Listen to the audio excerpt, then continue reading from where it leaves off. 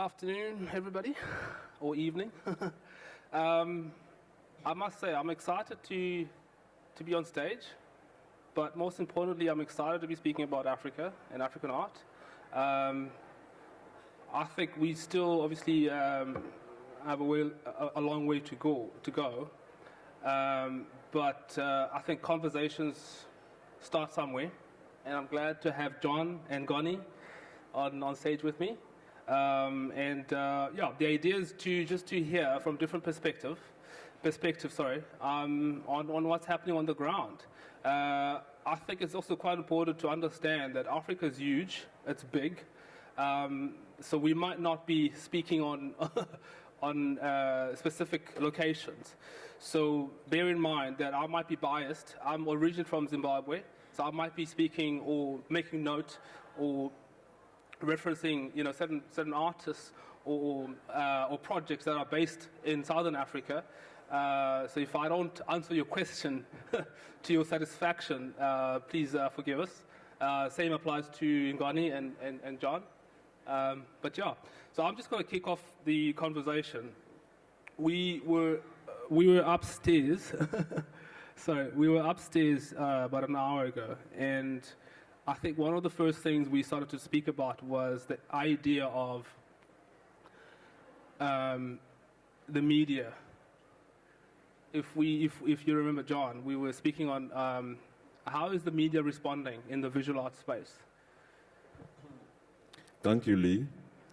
There's a huge problem with the media in terms of critique and reporting of events relating to the visual arts in Ghana and indeed most parts of Africa. What is happening is this: there's no serious critique or writing about the visual arts, and this is creating huge problems in the sense that the public is unaware of the creative people, the creative process, and what is going on in the minds of creative people.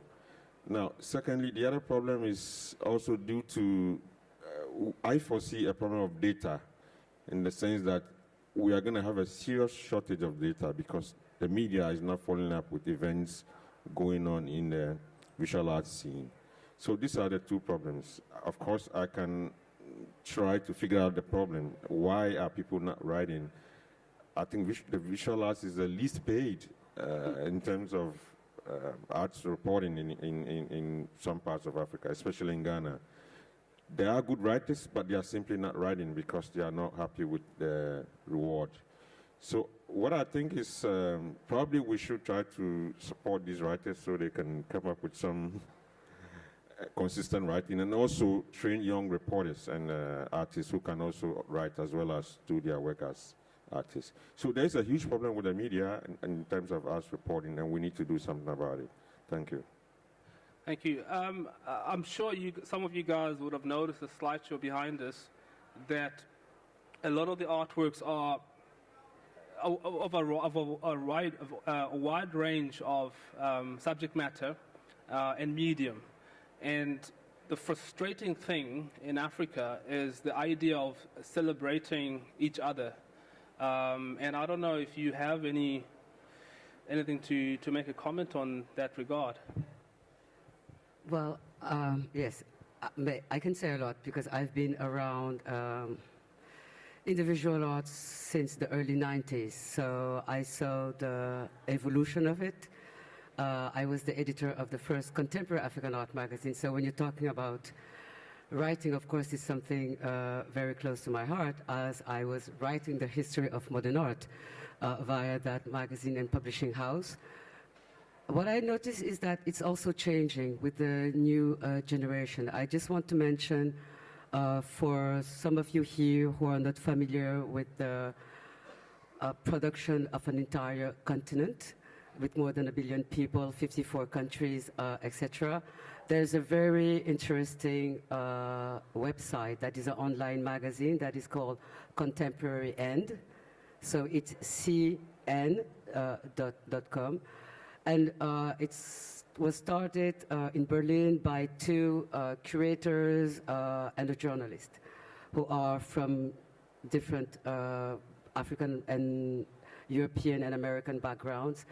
And their main challenge when they started this magazine was to look at contemporary art from an African perspective, meaning mainly looking and writing about contemporary art from Africa, but also looking at artists from the diaspora, like British artists, Caribbean artists, and also looking at artists from different parts of the world who are also addressing maybe issues that will strongly resonate in an African context.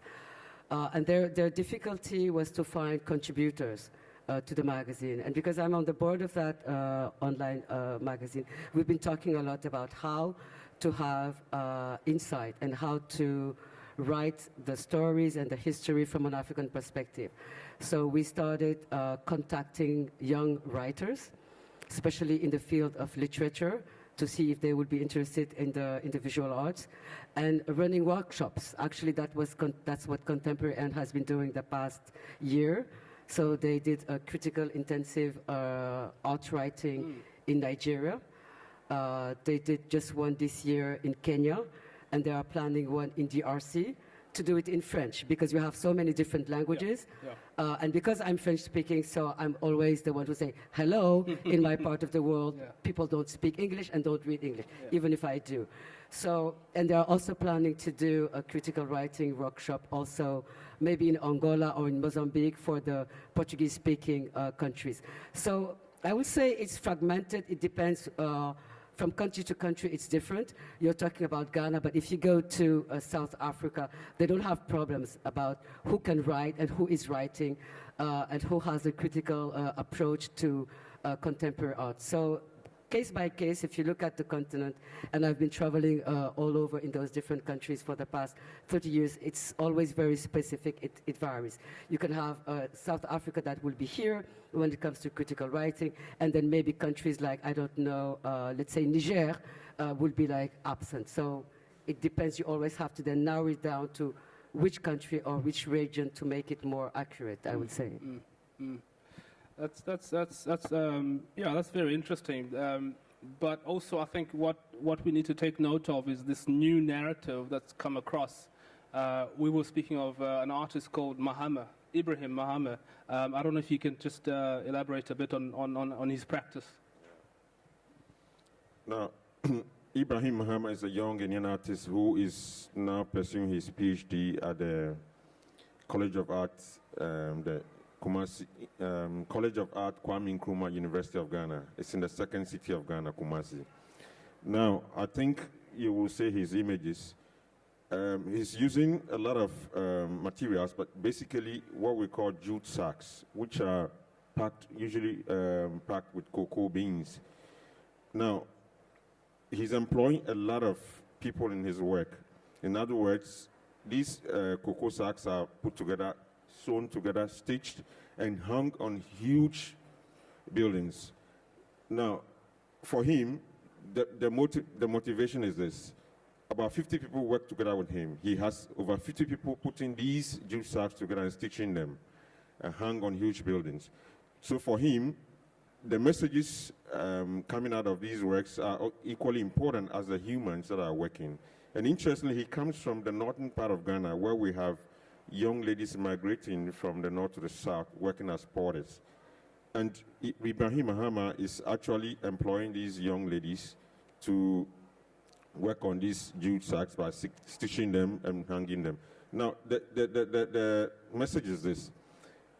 He's also talking about migrations in his work, in the entire totality of his work. So these women and these young ladies form an important part of it. So basically, this is what I want to say about Ibrahim Mahama and his work. Yeah, obviously, I think a lot of that would have been influenced by, in most communities, just the lack of infrastructure, the lack of accessibility. Bear in mind, in most regions in Africa, just access to a basic school is still, something to be, it's just not possible for most communities. So you find that an artist like Ibrahim, Walter Oatman in South Africa, to some degree, Yinka Shonibare, would, I suppose, shift or pivot in the means of production and bring it back to the community and creating these spaces of a form of education, if you want to call it that way. And just, giving giving back to the community in the little way that you can, because bear in mind, a lot of the times when you do get a break, you're off to Paris, you're off to the US, and it's, you get lost, in that limelight. So some of these artists that you're seeing behind would have been in that thought that saying, you know what, at some point I need to go back and give what I can. What would you say would be some of the challenges in the curatorial spaces? It would be the same, I would say, critical thinking,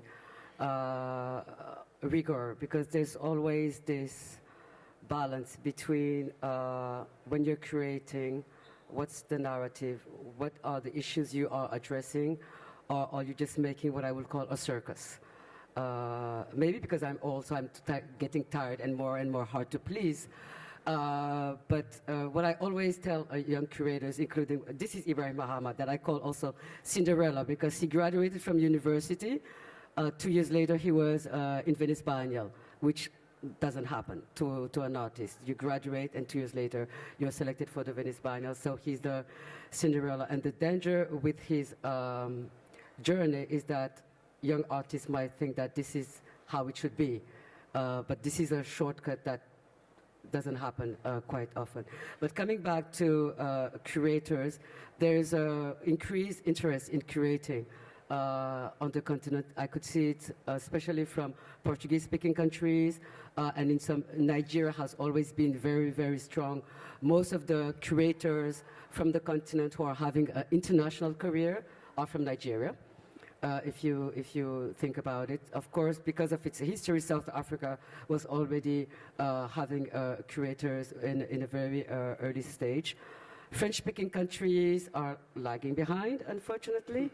But what I tell these young curators, because there are more and more training opportunities, whether it's BC Silva, who is running the ASICO program, and now young people are aware of also curatorial studies in South Africa, in Europe, or in America. So it's also going to change the landscape, and it will impact, in a way or another, the art scenes in the different cities. And I hope for the best that it's more about in-depth thinking, more research-based project than just showing nice stuff for the bourgeoisie to come and hang out. So moving away from the circus and talk about content and discourse. So of course, as a writer and I'm a curator, that's what I'm interested in, and most often, of course, as a teacher, that's what I emphasize. So it's going to change, and these all what you're showing, I deliberately didn't want to show, add any artworks to this slideshow because I didn't know what to pick up. The continent is too big, and I think that any of us could have come up with like 100 artworks. So I just decided, okay, let them just put up whatever they want, and I would be curious to see what you're going to show to this audience and why you're showing this and not this and this and that. Anyway, but I think curators are going to have a serious, crucial role when it comes to the landscape in the different countries. And the young generation is much aware because now there's internet. In my days when I started, there was no internet, mobile phone, even a digital camera. We were using slides and communicating, sending telegrams or faxes to people. So now it's more easy for young curators or young artists to know what's happening in Europe, in Latin America, in Asia, around the world. And they are also connected because they go to school together, so they are creating their own network that is completely different from the networks I had 30 years ago. That's fantastic. John, how would you respond to the idea of alternative spaces or the third space? Well, in Ghana, for example, Togo, Benin, and to some extent Niger and Mali, currently there are alternative spaces. And in Ghana, let me mention Ghana, we have brilliant curators who have relocated from Europe. We have Nanaya Ofuria Yim. Nanaya, her name is always Nana Ofuriata Eyim. We have, who has a space called Eno. And then we have Gallery 1957, which is owned by the Lebanese businessman Marwan Zakim. And we have Nubuke Foundation, which is run by the famous Ghanaian sculptor Kofi Setoji, with another curator called Odile. And then there's what we call the Foundation for Contemporary Art, which is a space for young Ghanaian artists in nearby countries. We have Togolese, we have Beninois, we have also Ivorians coming over. And then what is critical, this new space, which is very interesting in Ghana, is a festival called Contemporary Street Art Festival, Chalewate Street Art Festival. Now, this is held annually on a major street in Accra, which is one of the maybe rundown areas of Accra. Now, this enables artists to showcase their work, especially artists who are involved in emergent practices.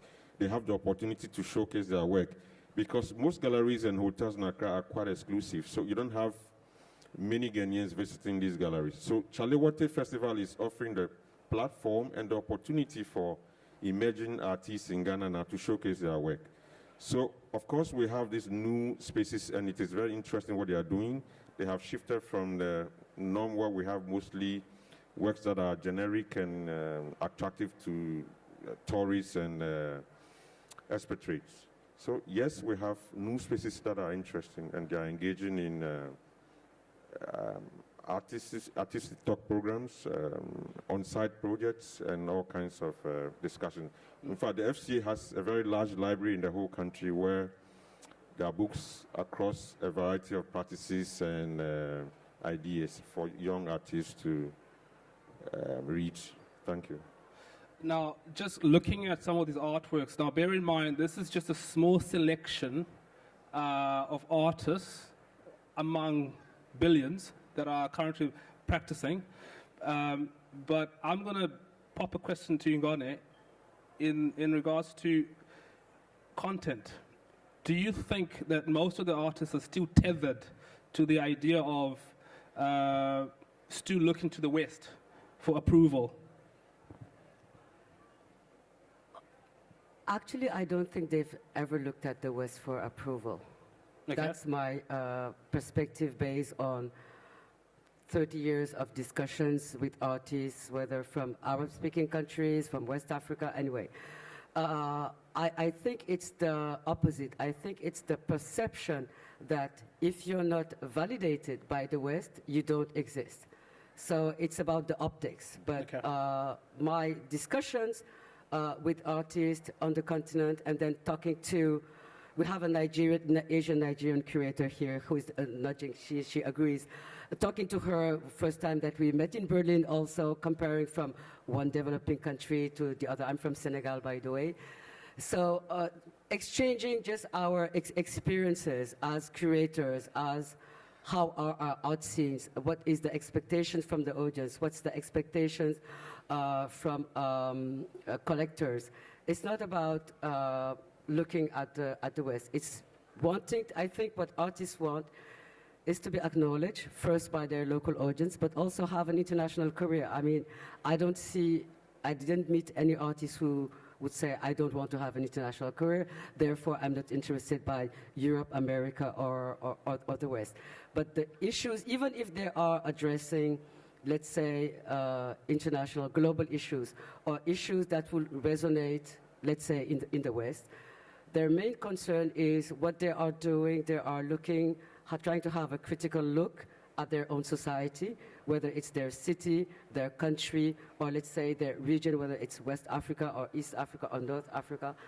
And most of the time, because of the way the world is connected today, it will have a global resonance. So that's what I will see. That's how I will put it. It's about who, you know, there's these things that annoyed me that I heard at the Venice Biennial in 2007 after Angola won the Golden Lion of the Best Pavilion. And it was the first time in the history of the Venice Biennial that an African country was winning the Golden Lion of a pavilion. And then some Western journalists were trying to contact me and putting it as a slogan, Africa is hype now. And of course, because I'm an old veteran and try to be sometimes maybe too bitchy, I say, oh, so should I be grateful that now I'm hype? But do you know how many centuries of art practice we have on this continent? And we didn't wait for you to be hyped. You are waking up today, so thank you for your interest in the artistic production of my continent. So I will always flip the question when you ask the relationship with the West, because I think we have to get out of that narrative that is always meant to be a battle or a struggle between the North and the South, the former colony and the former colonized, because it's just a conversation I'm no longer interested in. I had that conversation a lot in the 80s and the 90s, and I just want to put everything on the same or horizontal level. We're talking about art. Then when we talk about football, we're all talking about football. We will not say European football, Latin American football, African football. We're talking about football. So if we're talking about art, so let's just talk about art, you know, and let's talk about the quality, whether it's the artistic quality, the concepts behind. Yeah. No, that's very true. I think obviously when it comes to stereotypes, it's something that's frustrating in all corners that you walk into. Somebody's just brought to my attention via WhatsApp. Thank you, Frank. Most of you would be familiar of Mosquito from Angola. And yeah, I mean, such a dynamic artist, using performance obviously to challenge this idea of what is Africa, and showing that frustration, that anger in his performances. How would you respond to some of his pieces, his performances? Sorry. Mosquito. You can jump in if you Yes, yes, I know Nastio, and I consider him part of this new generation of art practitioners. I remember when I first went to Angola, it was right after they had the 40 years of civil war. The country was completely broken. That was in '98. And I was looking for who was still producing during this dirty civil war. And Nastio is this new generation born who started working after the war. He's full of energy and irony, and he uses, actually, when I say let's flip the question when you're talking about this North-South relationship, and his anger, let's say, was first a critique of his own society, because over there also people were seeing art, contemporary art, as something hype. So it was a kind of circus. People would go to an art show as if they were going to a mall and just hanging out, taking selfies. And he wanted to have a conversation with his society. How do we heal? How do we recover from 40 years of civil war? How do we rebuild the society? And so his first performances was actually attacking his society, asking the society to wake up and to have an in-depth conversation. And from then he moved on, looking at globalization as another subject he wants to critique. But you have to take it second degree, not first degree. He's not an angry man. He's a very nice and cool guy. And it's always interesting and refreshing to have conversations with him. Of course, he's extremely provocative. Some people don't like his performances, think it's too aggressive. But I mean, you don't have to like everything you see. Sometimes as a curator, there are some artists, I don't like the work, and I just politely say, sorry, I don't understand your work. And so that's it. But I think Nastio is one extreme case of somebody who is just putting a line and saying we have to wake up, and also saying visual art is not just about painting, installation, and there are other forms that I want to explore, and he is a risk-taker, I would say. I think just to extend on that, more and more artists are starting to, basically pivot. And it's finding these new spaces that are challenging, not just to the outside or the audience, but also to themselves. And he would be one of those individuals that's quite active in that space. I don't know if you have any comments from West Africa. Ghana, they are not angry. Yes, of course. It's one of the most polite and boring societies, Ghana. So you will not find an angry artist in Ghana. Sorry. That's accurate.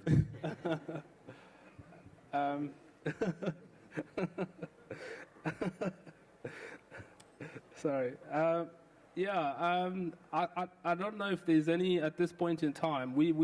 I'll carry on asking the two guys on stage, but if there is any questions that might arise from this point in time, feel free. But I'm just going to carry on in regards to how I think, personally, I think we as Africans are at an exciting space. I'm personally challenging anybody to basically we open for opportunities, collaborations, projects, you name it. I think what's frustrating is when you look within, there are spaces and regions, and we did speak about this, that are not as receptive. I've had to come all the way to Hong Kong to find that alternative space. Why can't I do it at home? Why can't I be given that opportunity to do that in my home country, and just being able to sit on stage and have dialogue and have interaction and engage and listen to different perspectives visually. I don't know if you have any.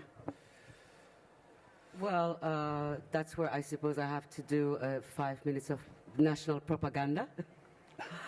Senegal, we have one of the oldest contemporary art biennials on the continent. It's the Dakar Biennial, and it was voted by Parliament, so it's a state-run biennial that was started in 1990, and it's deliberately focusing on artists from Africa and the African diaspora. And it's called the Pan-African Biennial, going back to the ideology of Pan-Africanism, but that's another story that goes back to the 50s. So Dakar Biennial, I call it like the family reunion therapy every 2 years, because everybody from the continent, young writers, journalists, young curators, wannabe curators, artists, wannabe artists, collectors, everybody just rushed in this small, cute, little, easygoing colonial time. And that's where actually conversations have been happening the past 25 years. So the Dakar Biennial is a good, let's say, entry port, because in 1 week, if you come for the first week of the biennial, you have the opportunity to meet a lot of artists from all over the continent, from Egypt to South Africa, Senegal to Ethiopia, to meet the players, the old players, the new players, the gatekeepers. Everybody who is involved on the continent, more or less, will be around every 2 years. And the next edition is in 2018. It's always the first week of May. So that's an interesting platform where conversations are happening. Let's say on a continental scale, where people are being able to have face-to-face discussions and talk to each other. And that's how you could also see what's happening with the new generation, because beyond the main exhibition that is curated by an appointed curator, then you have all the fringe events. And over the year, it has been growing to a point of hysteria, I will call it, because the last edition we had 200 fringe events, which is kind of too much, especially if you're flying in for a week.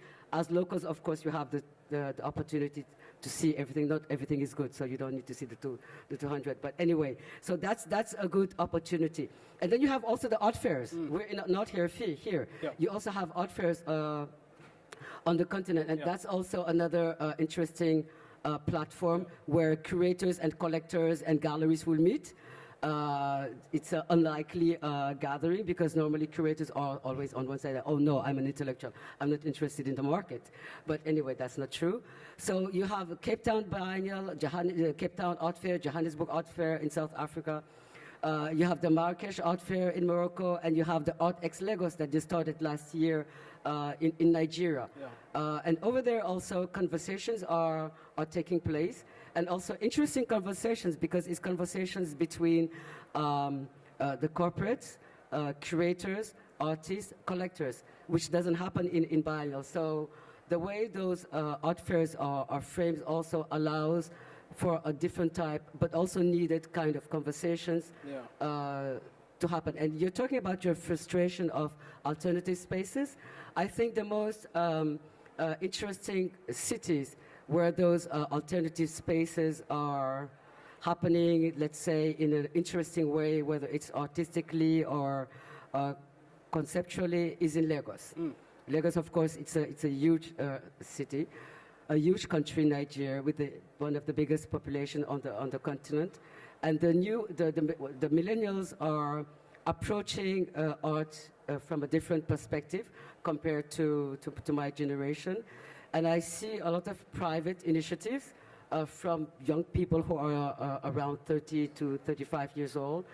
So I'm keeping an eye on Nigeria because it's dynamic, risk-taking. It could be a radical approach to art, more business-oriented. Yeah. That's not a surprise that an art fair is starting there by a young woman who is a cultural entrepreneur. And also the artistic production Nigeria has always been an amazing place. I mean, the first modern artists from the region, they came from Nigeria. The first modern painters were in the late 19th century. The first artistic conceptual revolutions in art schools started in Nigeria in the 1920s. So Nigeria has always been that country that was kind of leading the changes and the practice and the discourse of contemporary art. So maybe you should go spend some and just get yourself lost in the streets of Lagos and get inspiration and energy there. But that's an interesting model to think about. Yeah. John? Yeah. Unfortunately, this is the opposite of Ghana and its neighboring countries. Yeah. We have virtually no space. Sometimes it's sad when we hear of Dakar, we hear of Bamako, we hear of Johannesburg, Cape Town. The problem is this: I believe that the countries in Ghana mentioned, they have very good support from political leadership. In Ghana and nearby countries, we have virtually no support. Ghana, for example, we have virtually zero support for the visual arts. So it's near impossible to have a space like Dark Art or Joburg Art Fair, or let's say one in Marrakesh. So it's a huge problem, and we hope that probably businessmen and corporate people in this part of Africa can be supportive so we can create spaces. Indeed, as we have been discussing, there are emerging practices coming up, and these practices must be showcased. So I truly hope that we can get the much needed support and discourse available so that we can have similar spaces as in Dakar. And indeed, I am jealous of that. I don't know if there's any questions.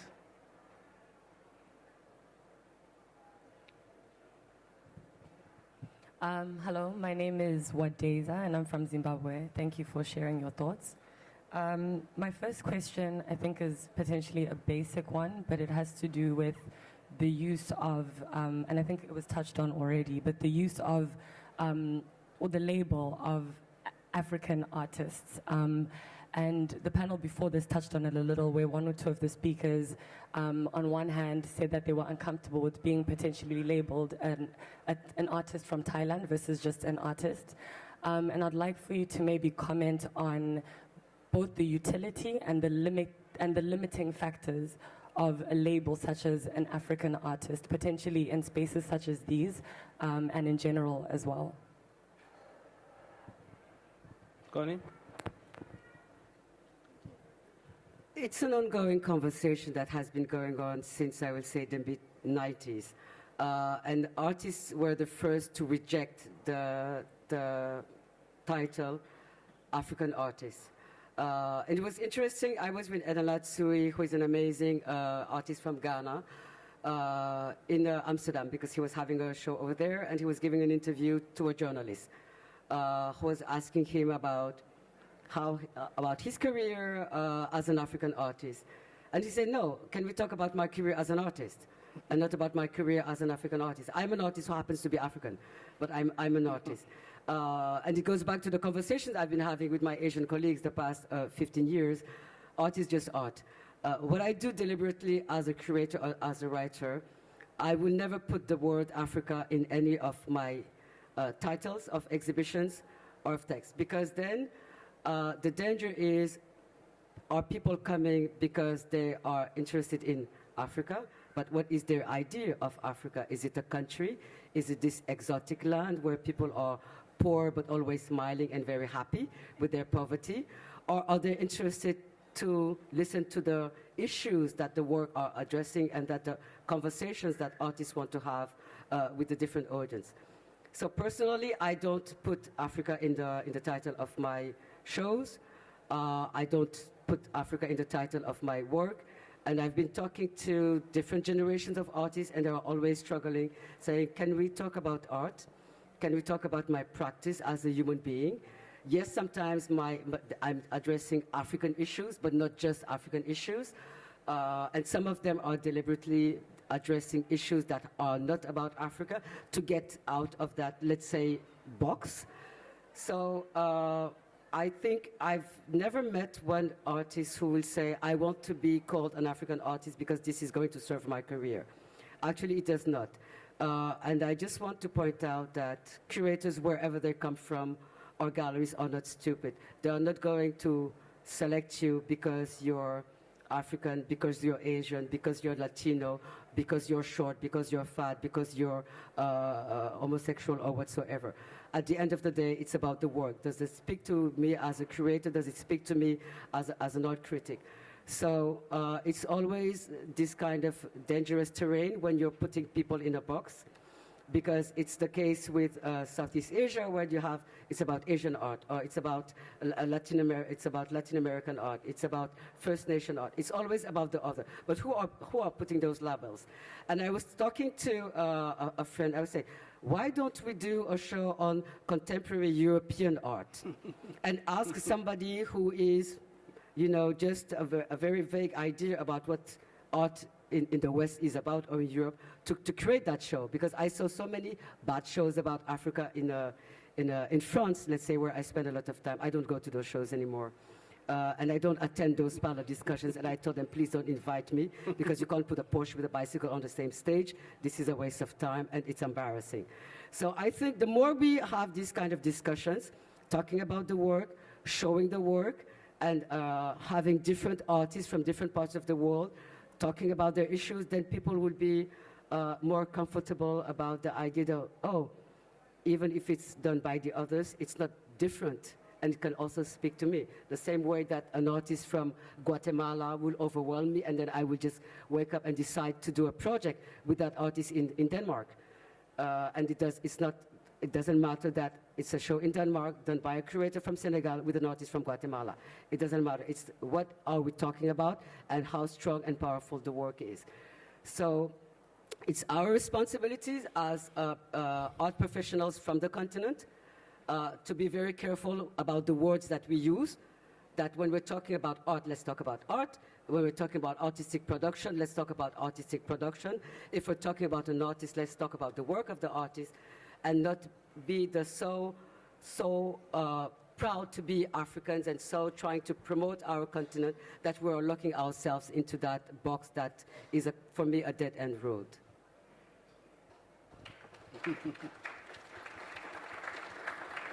You said you had a follow-up question? Okay. Sorry, did you want to respond to that? Yeah, okay, carry on. Add to it. The Ghanaian performance artist, Akwe Jackson, you will see his image on the screen. He complained bitterly that each time he performs in Europe, there's always the word African in the review.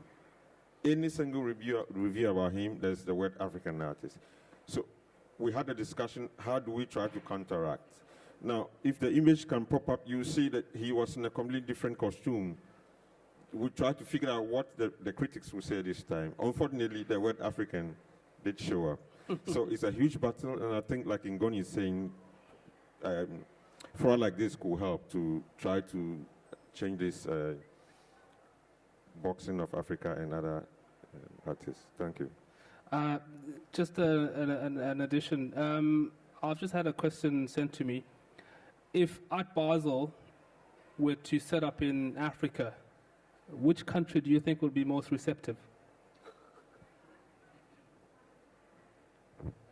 Who sent that question? I can't say. You can't say. Sorry, it's Frank. It's you. Well, I have no idea. I'm not running an art fair. I'm just involved in Art X Lagos, the new art fair in Nigeria, because I like to mentor young female in the art world, and that's my personal agenda to give opportunities to women. Yes, so I'm confessing publicly, yes. I give more opportunities to young women. But I think Nigeria will be an interesting place. But an art fair, it's about business. So you have to be conscious about that. So it's about where are the collectors? Who is going to buy? Who's likely to fly over and to see art? Nigeria, by tradition, has a long tradition of art collectors, from family to family. And today they are like in the 4th generation of collectors, and it's interesting. The people who were collecting in the 1940s, were looking at Nigerian art. The 2nd generation was only also looking at Nigerian art. Then the 3rd generation started coming to Dakar because we had a biennial over there, and I was calling that the Nigerian invasion. And now the 4th generation is traveling around. Actually, I bumped into some of them at Art Basel in Miami. So they are now looking at what is art beyond Nigeria and beyond the continent. So that will be an interesting place maybe to have art that is not from Africa being shown over there, because the local collectors are now interested in artistic production from different parts of the world. So that's but I'm not a specialist of art fair, so. Great stuff. Any other questions, Carol? So I guess my second question is on the idea of the third space that you guys mentioned, but also social media as well, particularly in the context of young artists in African countries. So do you think that there's room for social media to act as a platform for promoting or increasing visibility of artists and the work of artists from African countries? And when I ask this question, I'm thinking particularly of the Senegalese case. I think there's an artist called Papi who runs an initiative called Dakar Lives that's gotten quite a bit of visibility, even kind of getting coverage on CNN Africa recently through a very active, interesting, and engaging Instagram page. So do you believe that there's room for social media to act as a third space for young artists in African countries who are trying to get their work out there? Do you want to take that one? Yes, and it's already happening. So you're mentioning Papi, who is using social media.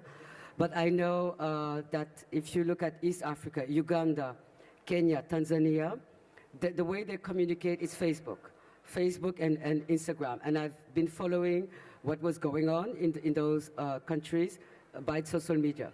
And I had to open a Facebook page just to be able to communicate with them, because I wasn't using Facebook. I wasn't really interested. But to follow up with what's happening in some parts of the world, and these young artists are using Facebook to communicate, to show their work, and also to comment each other's work. When you talk about the lack of art criticism, for instance, in Ghana, but this new generation, let's say, is less intimidated by art writing or art criticism. So they are talking to each other, having those conversations across countries, across regions. Even I know from Senegal, Papi will be speaking in broken English, but he doesn't care. As long as he can communicate with somebody from Zimbabwe, Kenya, or even in Egypt, whatever the language, they will be talking to each other.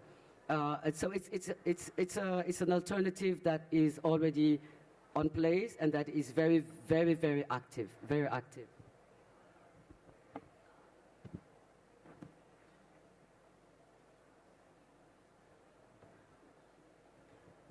Hi, thank you.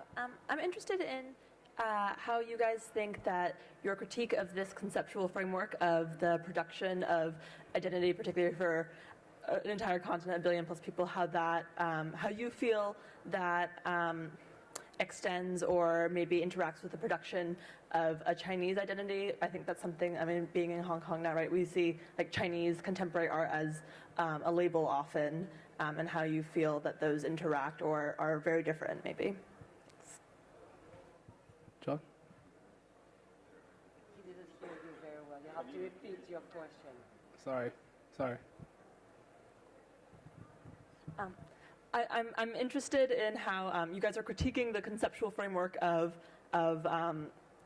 construction of identity based on region, correct?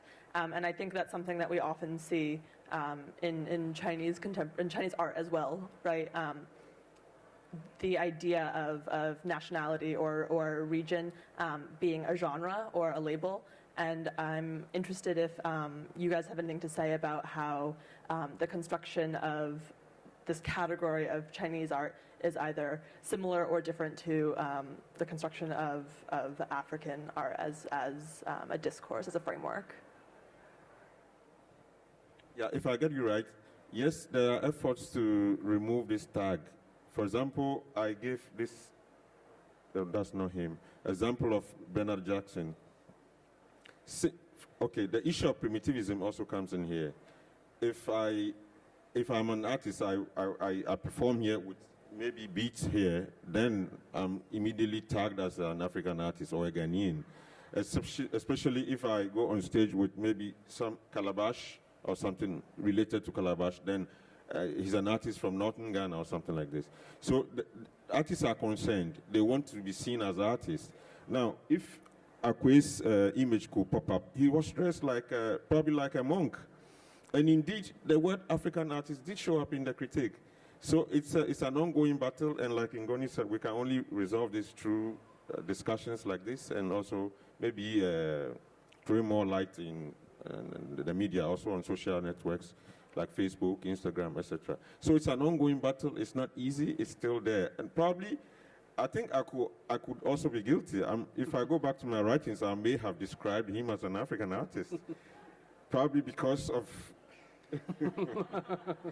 So it's a good question, and we have to really work on it. I truly hope that this will work out someday.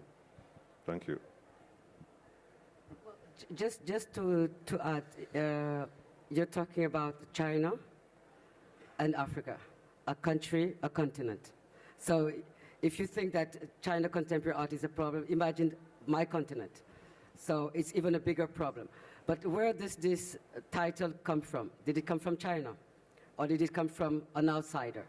So how do you reverse that title? But it's contemporary art. You can say the same about contemporary French art versus Renaissance French painting. I have less problem with that than when you put an entire continent in one box and then trying to say, oh, but this is not African enough because people are not wearing beads or smiling with a bone in the nose or those kind of crazy exotic fruits, you know. And that's why Ignacio is doing, I think, this kind of what I call the stupid performance, saying, I'm not an exotic fruit. And Ingrid Mongi, a German/Kenyan artist, did a video performance called Don't Call Me Negro on the same vein. So if you look at the Dakar Biennial, the reviews of, let's say, journalists from the continent reviewing the Dakar Biennial, they will say, oh, and the work of the Ghanaian artist, this one, or the work of the South African artist. So they're putting it back in the context of a country. And you will never see in any of the reviews for the Dakar Biennial written by a journalist from the continent that is, oh, this is about African art, because everything is about Africa, because that's the framework of the Biennial. So it's just about who is writing, who is talking, what is your reference point, and what kind of knowledge and understanding and cliches, whether personal or global cliches you're carrying. So it's about also having a personal responsibility when you're talking about China. What are you talking about, and who are you talking to? Are you talking to the Chinese audience, or are you trying to enter the Western Art Club? Any more questions? Following up on that China question, I'm wondering if any of the three of you, or each of the three of you, to what extent have you noticed Chinese collectors developing an interest in African art? Because, can you hear what I'm saying? To what extent have any of you noticed Chinese collectors, mainland collectors, developing an interest in African art? Because the Chinese investment in other non-cultural, non-artistic spheres in Africa is in such a state of incredible growth. I'm wondering to what extent you've noticed that same phenomenon in the artistic field. Personally, I have no idea. I've never been to mainland China. I've never met a Chinese collector. I've never met them anywhere, whether coming to the Dakar Biennial or going to other events on the continent. So I have no idea, and I was talking to somebody saying, I'm not even sure that China is having, we had that conversation actually when we were preparing this discussion, whether China is having a dialogue when it comes to visual arts, or let's say culture in general, with different countries on the continent. There's a trade relationship that is very obvious. We're not all aware of that. But I've never seen any, maybe there's an interest, but it's also so far away from their geographically or daily life that I don't know if there is somebody who is bridging. If there's an interest, somebody who is making a bridge, I have no idea. But I've never met any Chinese collector.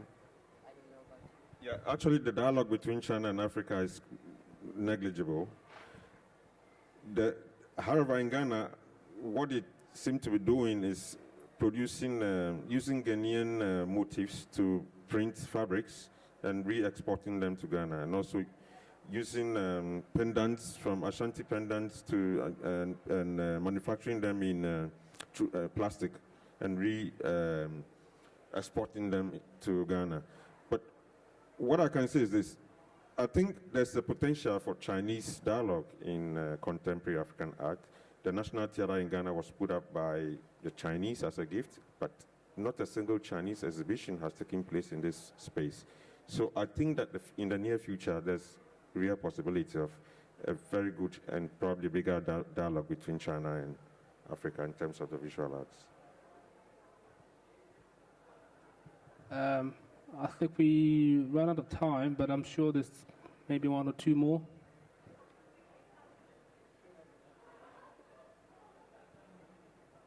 Sorry, my English is not good. Can I speak Chinese? Yes. Thanks.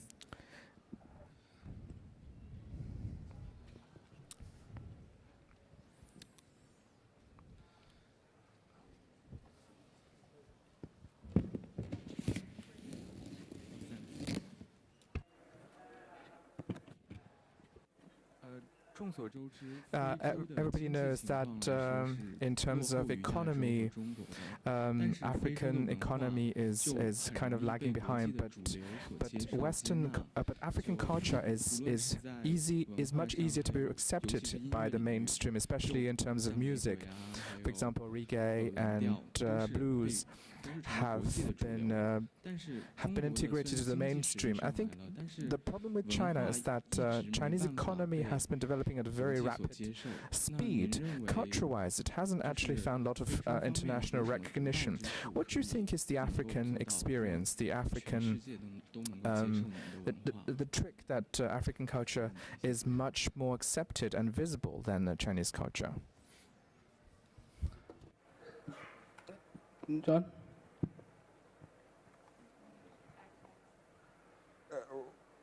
Just like we were talking about African art, it's difficult to describe culture as African culture. Africa is so diverse. 54 countries, and mostly, even within Ghana, the culture is so diverse. We have different cultures from the north, south, east, and west. Now, why is African culture so prominent? Probably in Europe, the United States, and probably China. The reason is simple. It's dynamic, it's beautiful, it's lovely. So I believe, and I think that we've been able to, there's this mystery also surrounding African culture that has helped it to come up as a true, and also the, what's the word, authenticity of the whole thing, of African culture. So I believe that the Chinese, in Ghana, Chinese culture is popular. We have Chinese movies. We have dance groups from China visiting, courtesy of the Chinese embassy. We have a film festival by the Chinese embassy. So by and by, I think it's getting visible. But maybe Ngoni can throw more light on why African culture is so high on the agenda. I don't know. I'm not really an historian, but remember China was closed when let's say, the great explorers, when they were discovering the world. They didn't discover, but they were discovering. To them, it was a discovery. They were traveling all around, but China was close, so they were not really allowed in, excepted from Shanghai for a very specific period of time.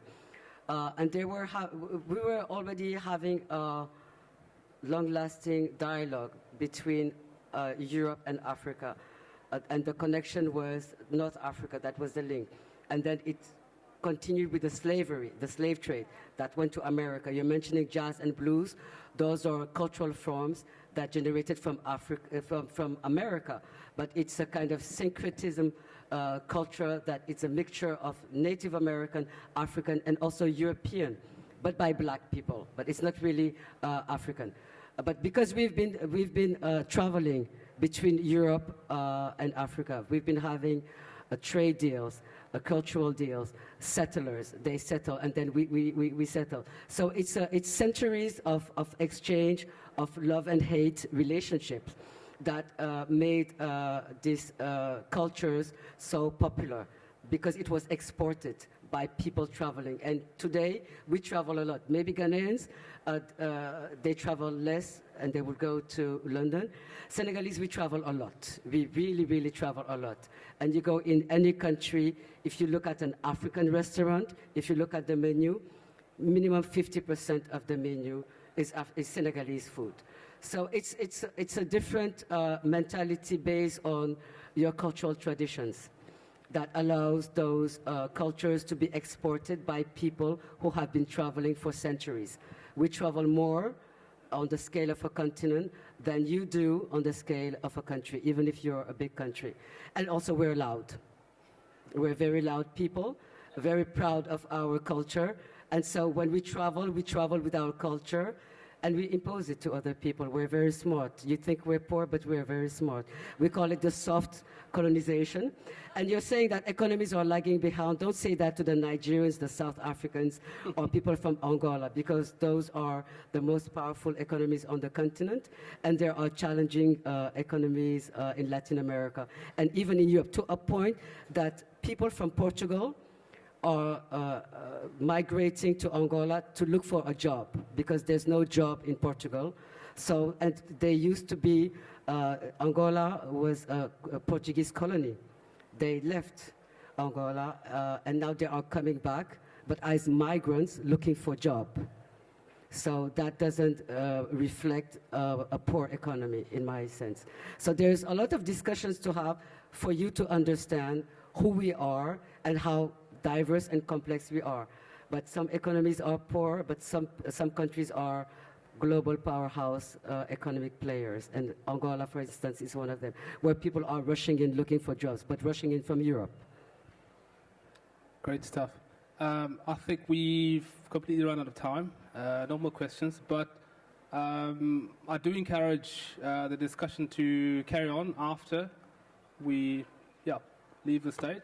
You guys are more than welcome to come meet us and carry on the discussion. Thank you very much. Thank you to Art Basel.